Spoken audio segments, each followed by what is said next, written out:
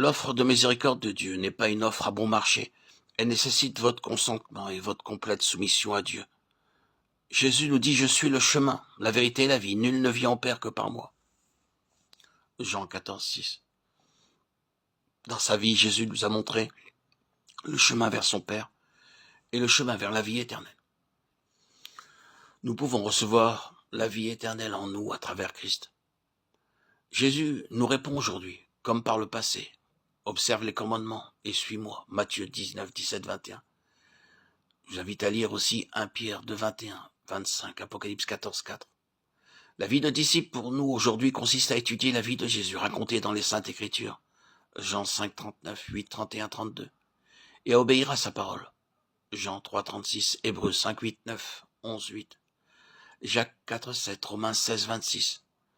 Le Saint-Esprit provoquera la même réaction en nous qu'au jour de la Pentecôte, lorsque le peuple de Dieu confessa ses péchés et s'écria « Que ferons-nous » La réponse de Pierre fut celle-ci « Répentez-vous » Actes 2, 37, 38.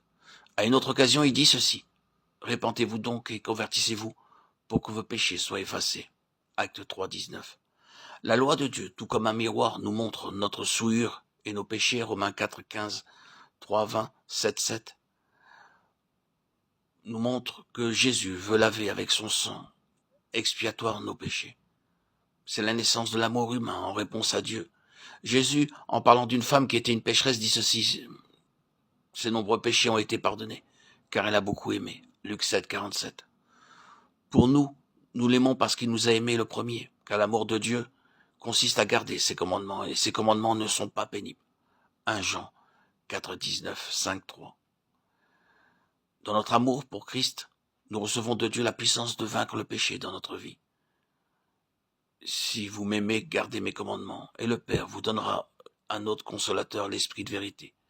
Jean 14, 15, 17. L'amour et la force du Saint-Esprit qui nous auront été donnés nous permettront de vaincre le péché, comme Jésus a vaincu. Jean 15, 10, 1 Jean 5, 4, Apocalypse 3, 21. Marcher sur les pas de notre Seigneur Jésus, c'est notre réponse à son amour. Par l'incarnation de Jésus-Christ, le Fils de Dieu, Philippiens 2, 5, 8, Jean 16, 28, nous pouvons être sûrs que Dieu sait quelle sorte de puissance il doit nous donner pour nous permettre de répondre aux exigences de la loi de Dieu et de résister aux tentations de notre nature charnelle affaiblie. Ainsi donc, puisque les enfants participent au sang et à la chair, il a également participé lui-même, afin que par la mort, il rende impuissant celui qui avait la puissance de la mort, c'est-à-dire le diable. Ainsi, il délivre tous ceux qui par crainte de la mort étaient toute leur vie retenus dans la servitude. En conséquence, il a dû être rendu semblable en toutes choses à ses frères, afin qu'il soit un souverain sacrificateur miséricordieux et fidèle dans le service de Dieu pour faire l'expiation des péchés du peuple. Hébreux 2, 14, 15, 17, verset 18.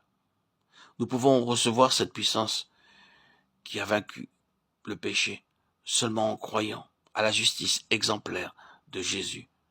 Jean 6, 28, 29. Une vie sans péché, vécue dans une nature déchue.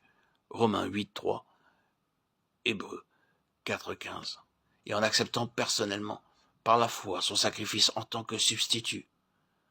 Jean 3, 16, 1, 29.